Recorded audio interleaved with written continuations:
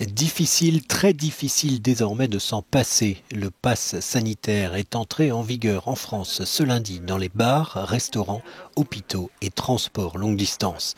Un certificat sous forme d'un QR code qu'il faut désormais présenter dans quasiment tous les lieux publics, hormis les commerces. Voilà, valide. Ok, allez-y madame. C'est une obligation qui permet de faire avancer les choses pour pouvoir vivre prochainement dans un monde comme il était avant. Et ben on le fait avec plaisir, hein. Enfin, on le fait avec plaisir, on va l'appliquer très strictement, quoi. Pour cette première semaine de mise en place, pédagogie et tolérance restent de mise selon le gouvernement français qui sait bien que le sésame anti-Covid suscite pas mal de contestations. Mise en place aussi du pass sanitaire dans les gares pour les trajets longue distance, mais sans contrôle systématique pour monter dans les trains.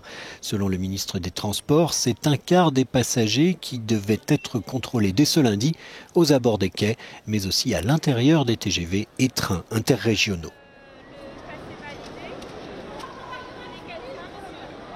L'accès aux hôpitaux, enfin, est lui aussi soumis à la présentation d'un QR code valide, mais selon Olivier Véran, le ministre de la Santé, il ne doit en aucun cas être un frein pour accéder à des soins utiles et urgents. Le but, c'est vraiment la continuité de la prise en charge.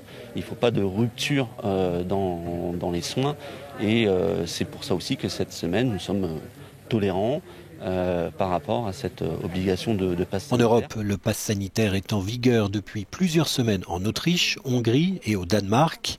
L'Italie, comme la France, vient de le généraliser et le Portugal et l'Irlande l'ont partiellement mis en place également.